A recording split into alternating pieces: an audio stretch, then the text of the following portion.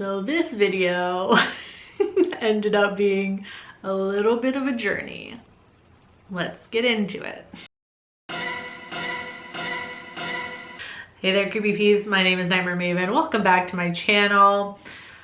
I don't know what I'm calling this video yet, so I don't know if it's going to be obvious what I'm talking about. I will, however, probably say education somewhere in the title because that's what this video was going to be anyway. So initially, I just planned to talk about the retreat and only the retreat for this particular installment of horror education. The retreat follows a Sapphic couple who head out to a remote cabin to celebrate their friend's upcoming wedding. When they get there, no one is around except for some homicidal homophobes. And I gotta say, the movie overall is not great. It's very okay.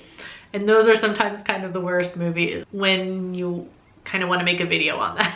It's usually better if I feel strongly one way or the other about it.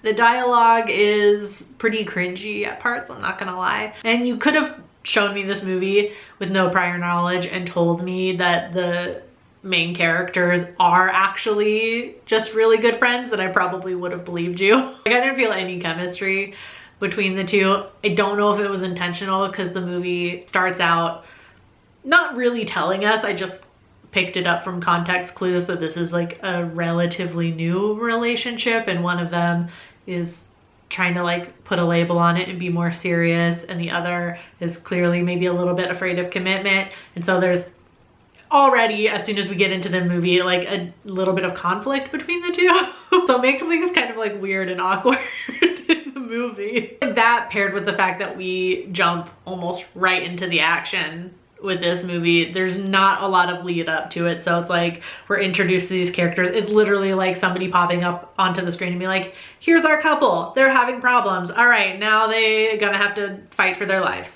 It seemed like a cop-out way to create some conflict from the get-go, where I felt like the murderous alt-right military wannabes created enough conflict.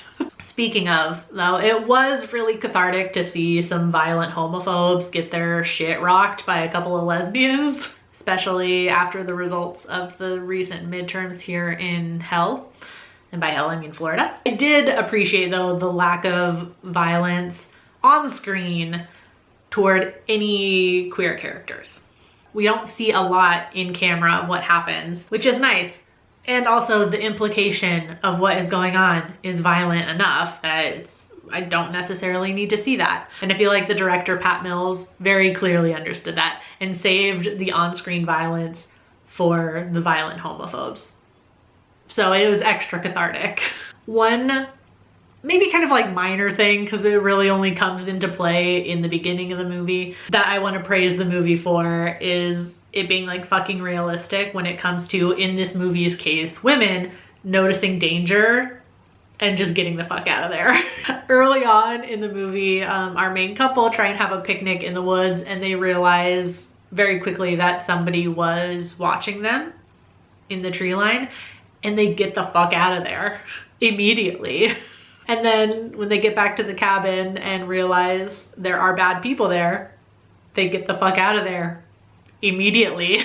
Refreshing to see characters like that, because in real life, anyone who isn't a straight white cisgendered man has a kind of specific kind of radar for danger. We're more aware of our surroundings when we're out in public, especially. So it makes it more realistic and therefore scarier when our main characters, who are acting intelligently in the beginning of the movie, get caught anyway. But overall, I didn't feel very strongly in one direction or the other about this movie. So I watched another movie right after thinking, oh, well, I'll just watch one that I know a lot of people have liked and I know has queer characters in it, and we'll just do that one instead. So I watched Bodies, Bodies, Bodies because I still hadn't seen it. And again, I knew there were queer characters in it. I think pretty much most people have seen it at this point. I won't spoil anything, so don't worry if you haven't yet. But really quick, Bodies, Bodies, Bodies follows a couple going to a hurricane party with their friends when one of them ends up dead. Trapped in this giant house, the friends start to turn on each other as they try and figure out which one of them is the killer. But I realized the problem with doing bodies, bodies, bodies as its own horror education episode is that the movie isn't centered on our main character's queerness like The Retreat is, where the killer's motives are directly related to them being gay. It does make for a fun subversion of slasher tropes though, rather than shoehorning in queer and non-white characters into traditionally straight and white slasher caricatures. Weirdly though, both movies do feature a sapphic relationship in its early stages, and therefore there is awkwardness and a kind of lack of chemistry that maybe comes from an early relationship, I guess. Or I'm just reaching. This isn't an episode of Does This Offend You, Vicky? Get it together. Although I feel like the awkwardness and maybe a lack of chemistry works a little better in Bodies, Bodies, Bodies, because I at least assume intentionally we don't know much about these characters except surface level facts, because once people start getting murdered, everybody is a suspect because we know nothing about these characters. And in both films, this one is a little bit of a spoiler for both, I guess, so plug your ears. An entire sapphic couple make it out alive at the end of each movie. That's pretty fucking impressive. I feel like the kill your gays trope is coming to an end. I don't want to speak too soon or like be too hopeful, but so what did I learn here? I really don't know. Maybe I learned to be more economical by combining what would have been two very short horror education videos into one normal length one. It's like a buy one get one free horror education video.